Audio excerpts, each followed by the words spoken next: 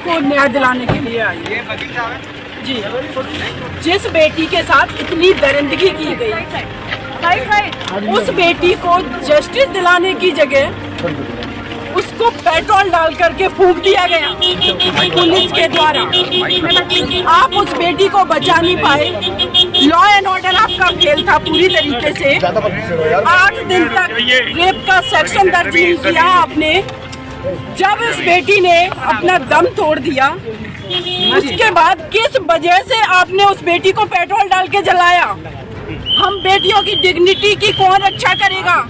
कानून नाम की कोई चीज या तो उन बेटियों को पेट्रोल डाल करके जलाया जाता है, जलाया गया। कौन है यहाँ से? उसके बाद आप देखेंगे एसिड छिड़का जाता है। आईडी नीचे करना जी वालों। जो लोग इस क्रिमिनल माइंडसेट के हैं वो एसिड छिड़कते हैं। पुलिस पेट्रोल छिड़क करके उस बेटी को मार देती है। उसकी आत्मा को मारा जाता है, उसकी डिग्निटी को मारा जाता है। मैं यहाँ इसलिए आई हूँ आप लोगों के माध्यम से देश के प्रधानमंत्री, उत्तर प्रदेश के मुख्यमंत्री और जो लोग भी इस रिस्पॉन्सिबल पद पे हैं उनसे मैं सवाल करना चाहती हूँ कि देश की 49% आबादी के लिए आज तक आप लोगों ने क्या किया है? आपकी क्या स्ट्रेटेजी है? बलरामपुर में जब तक ये दर्द कम नहीं हुआ तब तक बलरामपुर में एक और बेटी को दरिंदों ने खा डाला, उसके साथ बर्बरता की। मैंने निर्भया को जस्टिस दिलाया, मैं मनीषा को भी जस्टिस दिलाऊंगी। कहाँ तक ले जाएंगी इस केस को? क्या आप केस लड़ने की बात कह रही हैं? बिल्कुल मैं केस लड़ने की बात कह रही हूँ। सुबह उनके भाई सत्येंद्र से बात हुई लेकिन वो क्लियर बात नहीं हो पा रही। वो लोग बहुत दुखी हैं, इसीलिए मैं यहाँ पर आई हूँ कि उस परिवार से मुझे मिलना है, उनसे बात करनी है और मुझे इस बेटी को न्याय दिलाना है। मीडिया को सुबह से एंट्री नहीं दी गई। ये केस के अंदर SIT है, क्या आप जाने की कोशिश करेंगे अंदर? मैं बिल्कुल जाने की कोशिश करूंगी। देखिए, अगर लॉ एंड ऑर्डर फेल हुआ है तो वो आपके वजह से। आप क्रिमिनल्स को नहीं रोक पाते हैं, आप उस बेटी को जस्टिस नहीं दिला पाते। वो बेटी की डेथ हो जाती है, उसको ठीक से ट्रीटमेंट नहीं दे पाते हो।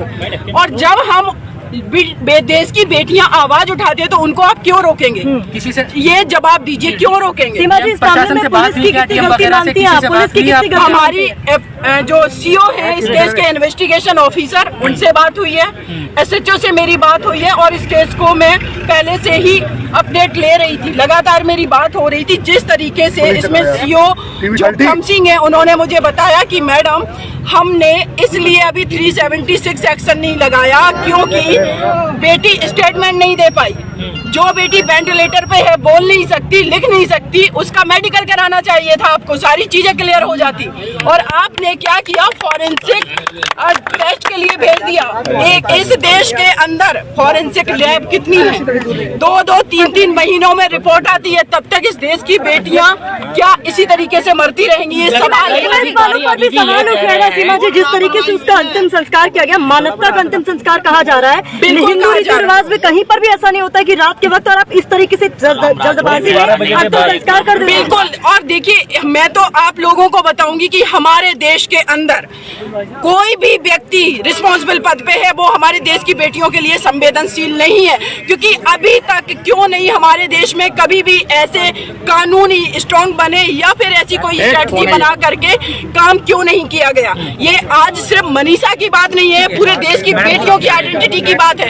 आप यहाँ पत्रकार हैं, मैं एडवोकेट हूँ, डॉक्टर, इंजीनियर, किसी भी प्रोफेशन की कोई महिला ये आज दावे के साथ नहीं कह सकती कि हम 21वीं सेंचुरी में अपने भारत में सुरक्षित हैं।